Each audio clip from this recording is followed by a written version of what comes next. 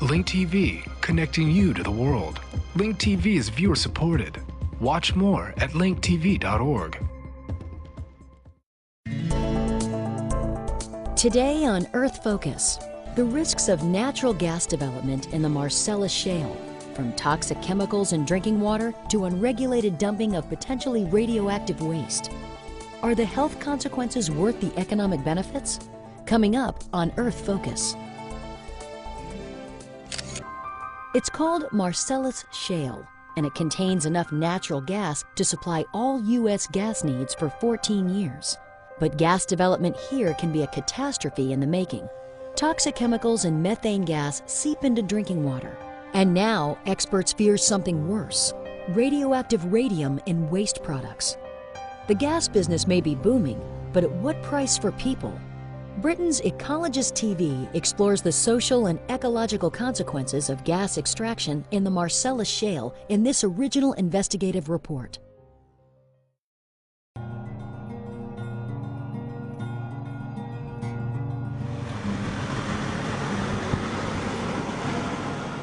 This is Bradford County, northeastern Pennsylvania. This previously quiet corner of America is now at the center of a rush for natural gas extracted through a new drilling technology called hydraulic fracturing, also known as fracking. But as the Ecologist discovered, fracking is a high-risk process that threatens to both destroy the environment and wreck lives. It makes me mad. It makes me very mad. Because my life is over without my water. There was just like this red, nasty water just coming, just oozing out the side of the mountain, just the side of the hill. And now hydraulic fracturing is heading for Europe. The UK, Poland, France and Germany are all next in the frack firing line.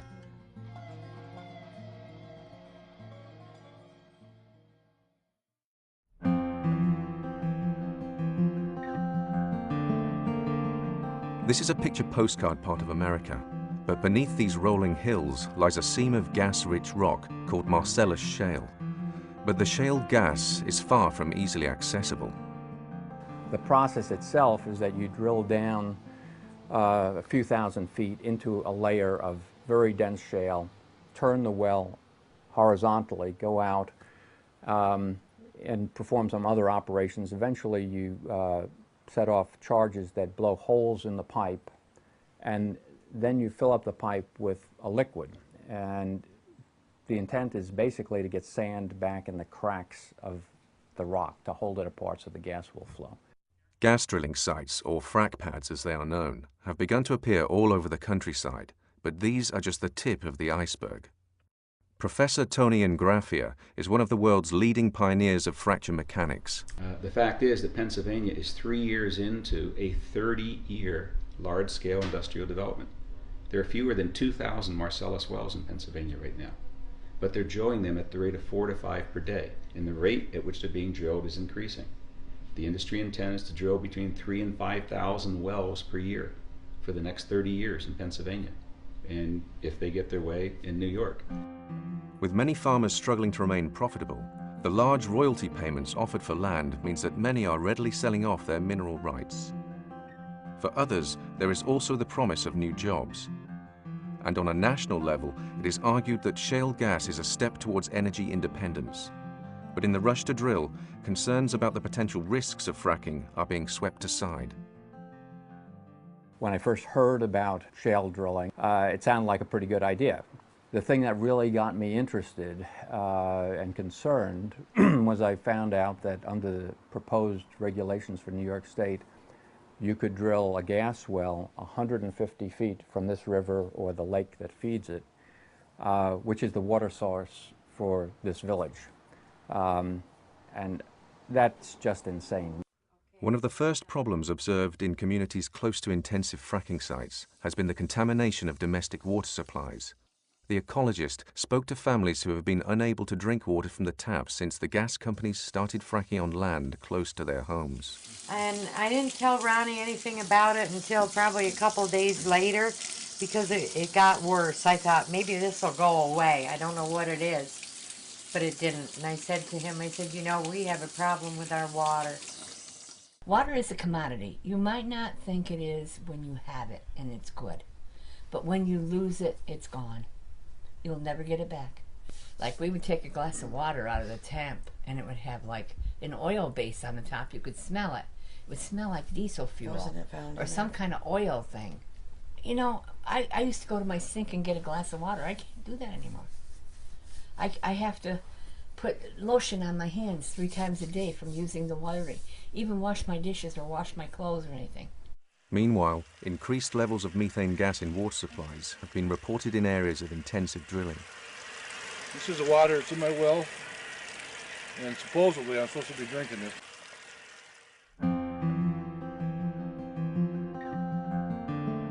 One of the key problems with the fracking process is its reliance upon huge volumes of water that are combined with an array of harmful chemicals.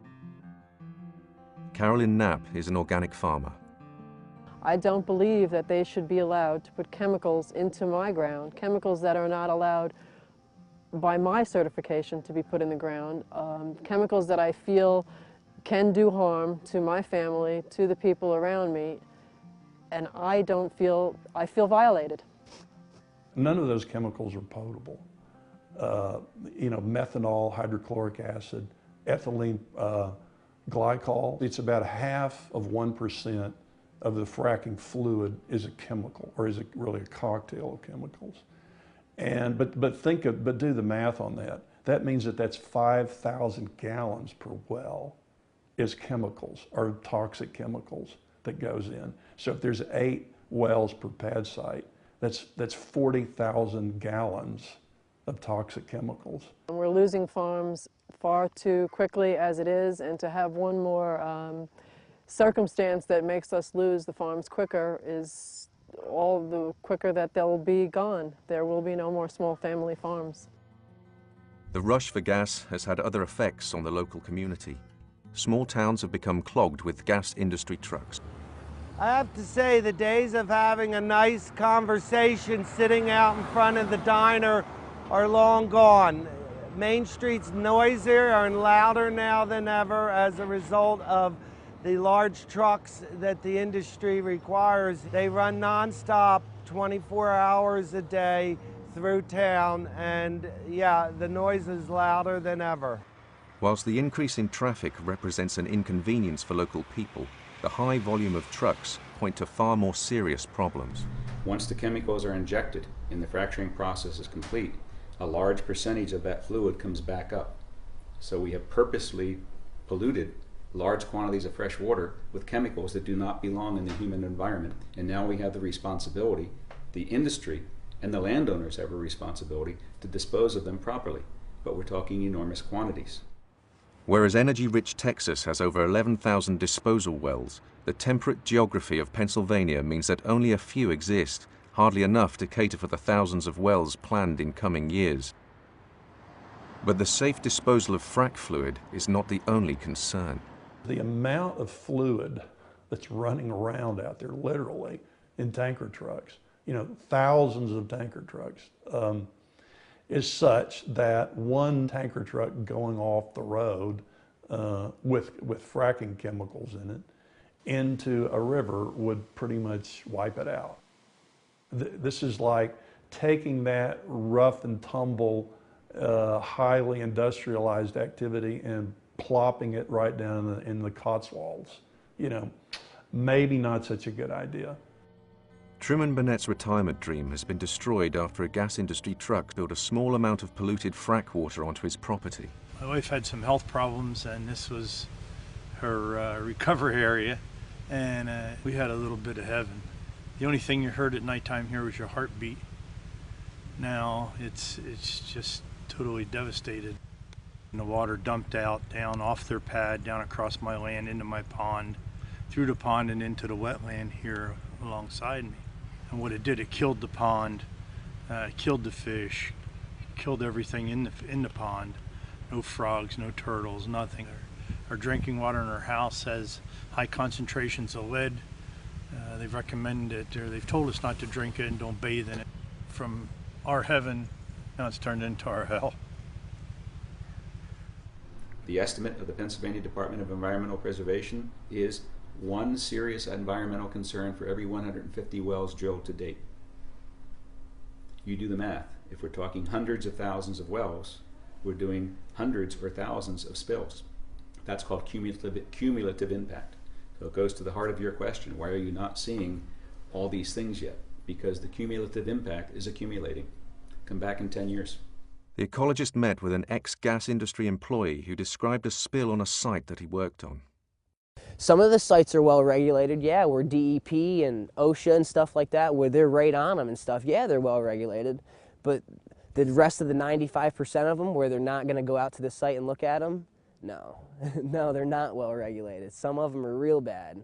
I've seen chemicals come out of the side, literally the side. It looked like the mountain was bleeding. It looks like a plateau. They had the pad here, and they have like the barrier fence around it, and there was just like this red, nasty water just coming, just oozing out the side of the mountain, just the side of the hill. So they're not doing something right. But a toxic cocktail of chemicals is not the only worrying component in frack wastewater. Critics argue it could contain far more dangerous substances. These shale deposits are rich in radium, radium-226. The level of radium in the Marcellus is about 267 times the safe disposal amount, meaning it'll kill you. So there's anecdotal evidence that these frack fluids will leach uranium out of these shale deposits.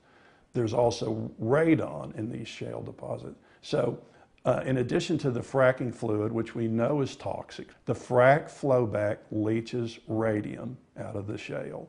The radium is carcinogenic, and that's something that's being introduced to the surface in a spill that wasn't there before. As the profile of the potential dangers of hydraulic fracturing grows, both public and experts are becoming increasingly concerned by the rapid expansion of fracking. But the gas industry have hit back with expensive ads, PR campaigns, and high-level lobbying. It's the cost-benefit of BS, of PR, of ads, and payoffs to politicians is extraordinary. The return on investment of paying off a politician, running an ad, discrediting critics, it's one of the best investments that the industry can make.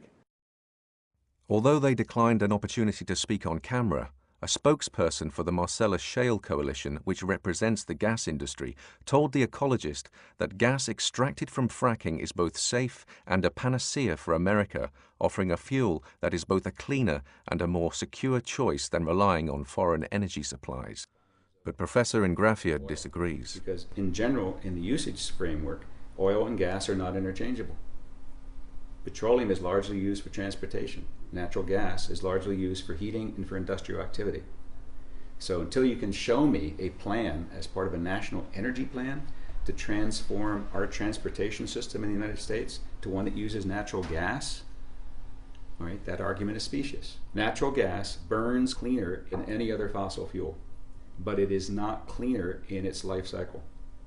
Studies that are being done at Cornell University right now that are going to be released soon in peer-reviewed journals will show conclusively that the life cycle cost in terms of carbon dioxide emission and methane emission from the development of gas from unconventional sources like shale is at least as dirty as coal. Professor Ingrafia is also concerned about unregulated fracturing practices spreading around the world. Not only do we now have a technology that has exceeded our regulatory capacity, we have a government saying something that's ahead of the technology. So I'm really concerned about people in Europe, India, Asia, Africa, that they're going to jump into this again too soon without understanding completely what the implications of this use of technology are on environment and human health. But despite the concerns of experts from across the spectrum, fracking in Pennsylvania is set to continue. Ralph Kisberg, a campaigner against the gas industry, offers a sober assessment.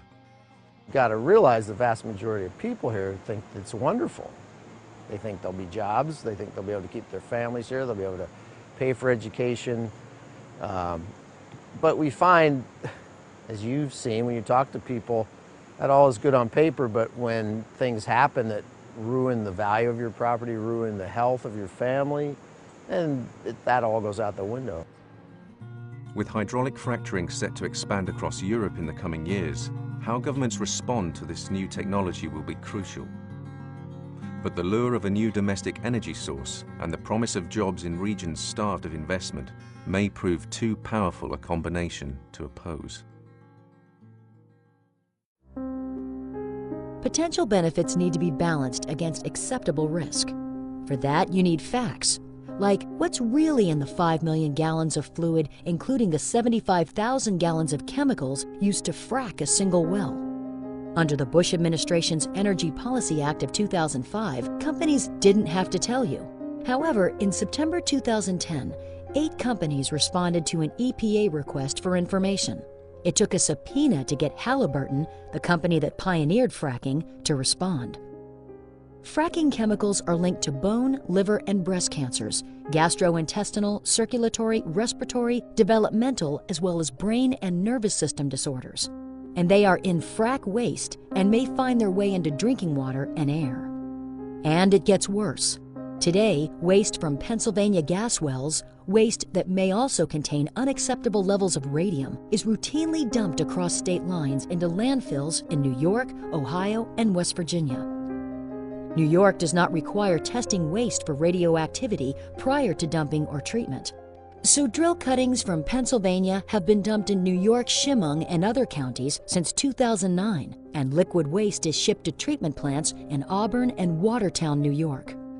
It is ironic that New York State, the first in the nation to put a temporary hold on fracking pending a safety review, nevertheless allows other states to dump frack waste within its boundaries.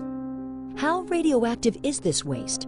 Experts are calling for testing and are concerned about the contamination of the drinking supply of major population centers, including New York City. With a gas production boom underway in the Marcellus Shale and plans for some 400,000 wells in the coming decades, the cumulative impact of dumping potential lethal waste without adequate oversight is a catastrophe waiting to happen.